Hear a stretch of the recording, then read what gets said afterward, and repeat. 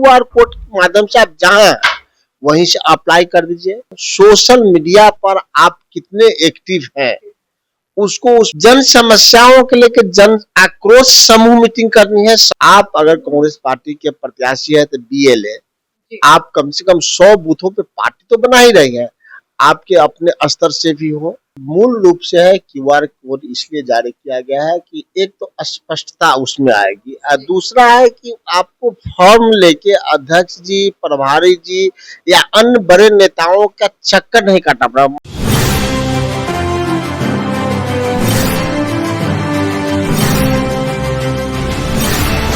नमस्कार, star TV Bihar देख रहे हैं आप। मैं हूं सानिया आपके साथ। भारत के इतिहास में पहली बार किसी पार्टी ने क्यूआर कोड के जरिए टिकट की दावेदारी की अनाउंसमेंट की है। आपको बता दें कि बिहार कांग्रेस ने अनाउंसमेंट किया है कि क्यूआर कोड के जरिए अब टिकट की दावेदारी के लिए फॉर्म भर सकते हैं और इन्हीं सब बातों को लेकर हम अभी चर्चा करेंगे। हमारे साथ मौजूद है बिहार कांग्रेस के मीडिया प्रभारी राजेश राठौर जी। बहुत बहुत स्वागत है सर आपका। थैंक यू सर, ये क्यूआर कोड जारी करने के पीछे रीजन क्या है?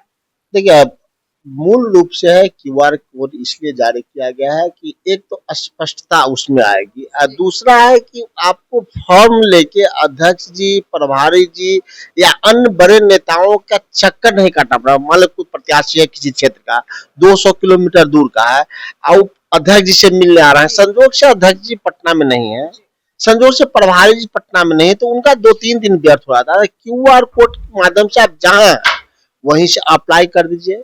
आपका जो डिटेल्स है टोटल डाल दीजिए। उसके साथ साथ 5 प्रमुख बिंदु हैं, वो बहुत महत्वपूर्ण है कि हम लोग अभी हर घर झंडा का कार्यक्रम चल रहा है, तो कम से कम आप 2000 जगहों पे झंडा लगाएं। सोशल मीडिया पर आप कितने एक्टिव हैं, उसको उसमें डिटेल करना पड़ेगा। आपका फॉलोअर ट्विटर पे कितना है, इंस्टाग्राम पे कितना है, आपके टोटल डिटेल्स हो। सोशल मीडिया पर आप कितने एक्टिव हैं, उसको उसमें डिटेल करना पड़ेगा। आपका फॉलोअर ट्विटर पे कितना है, इंस्टाग्राम पे कितना है, आपका फेसबुक पे कितना है। साथ ही आपको समूहों में मीटिंग करनी है, जन समस्याओं के लेकर जन आक्रोश समूह मीटिंग करनी है। समूह की मीटिंग और जन आक्रोश समूह की मीटिंग अलग है। सामुदायिक मीटिंग भी आपको करनी है। तो इन सब का डिटेल आपको उस क्यूआर कोड पे के माध्यम से सीधा चला, क्योंकि आप फेक नहीं कर सकते हैं। अगर आप 2000 झंडा लगाए हैं तो उसका डिटेल मेरे पास पहले से है कि किसी घर पे आपने एक झंडा लगाया है तो आप मेरे वार रूम को उसका डिटेल भेजे हैं कि नहीं भेजे हैं, सोशल माध्यम से। अगर आप झंडा लगाए हैं 1800, आप लिख दीजिएगा 2000 तो नहीं चलेगा, तो उसका डिटेल हमारे पास है। तो इन माध्यमों से 2 बातें होंगी, जो हमारे प्रत्याशी हैं तो जो काम करने वाले हैं उनको सहूलियत होगी, उनको पटना और दिल्ली का चक्कर कम काटना पड़ेगा। फिर शॉर्ट लिस्टेड प्रभारी अध्यक्ष जी कांग्रेस का जो अपना टीम है अपने हिसाब से करेगा जी। अच्छा, एक सवाल सबके मन में उठ रहा है कि अभी तक सीट को लेकर अनाउंसमेंट नहीं किया गया कि 70 सीटें मिलेंगी कि नहीं मिलेंगी कांग्रेस को। अभी तक इस चीज को लेकर डिसीजन नहीं हुआ है और टिकट की दावेदारी के लिए क्यूआर कोड जारी कर दिया गया। इसको लेकर क्या कहेंगे? देखिए, इंडिया गठबंधन के 3 बैठक में ये तय कर लिया गया कि इंडिया गठबंधन के या इंडिया ब्लॉक के जो 6 साथी अब हैं, सब मिलके सभी सीटों पे तैयारी कर रहे हैं। सभी दल 243 सीट पे मजबूती से, हम झंडा को एक विधानसभा में थोड़ी लगा रहे हैं, जहां मेरे कांग्रेस के विधायक सिर्फ वहां थोड़ी लगा रहे हैं, जहां हम लड़े हैं वहां थोड़ी लगा रहे हैं। हर घर झंडा का कार्यक्रम तो पूरे बिहार में हम चला रहे हैं। तो जो गठबंधन के साथी जहां से लड़ेंगे, जिनका दल होगा, सिंबल जिनका होगा, लेकिन इंडिया गठबंधन के जो भी साथी मजबूती से काम करेगा उसका लाभ सबको होगा।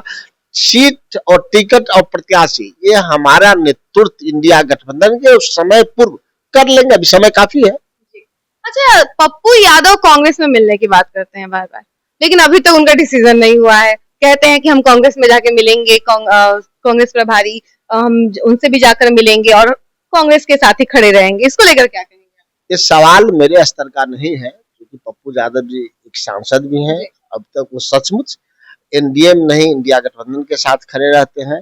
लेकिन ये निर्णय मेरे स्तर का नहीं है, इस जवाब भी प्रवक्ता के स्तर का नहीं है। ये हमारे प्रभारी जी दे सकते हैं, हमारे अध्यक्ष दे सकते हैं, चूंकि ये राष्ट्रीय नेतृत्व का निर्णय है। हम तो मात्र प्रदेश कांग्रेस कमेटी के प्रवक्ता की हैसियत से बोलते हैं कि प्रदेश कांग्रेस कमेटी का जो भी निर्णय होता है, जो कार्यक्रम होना है या होने वाला होता है, हम उस पर आपसे चर्चा करते हैं।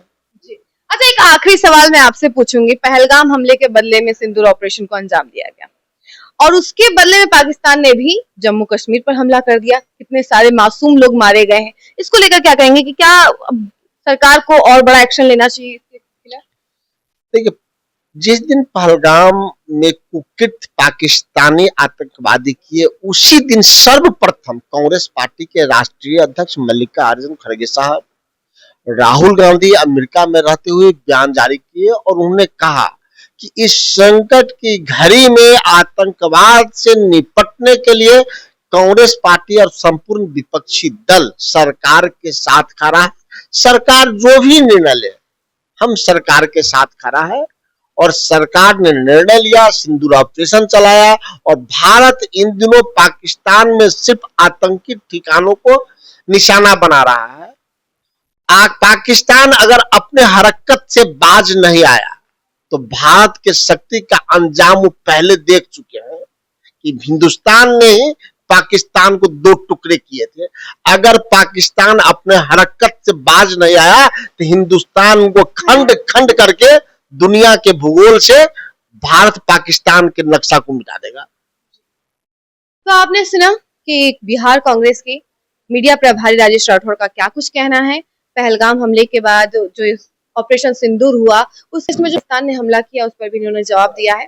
बाकी ऐसी तमाम खबरों के लिए बने रहे हमारे साथ और देखते रहें स्टार टीवी बिहार। धन्यवाद।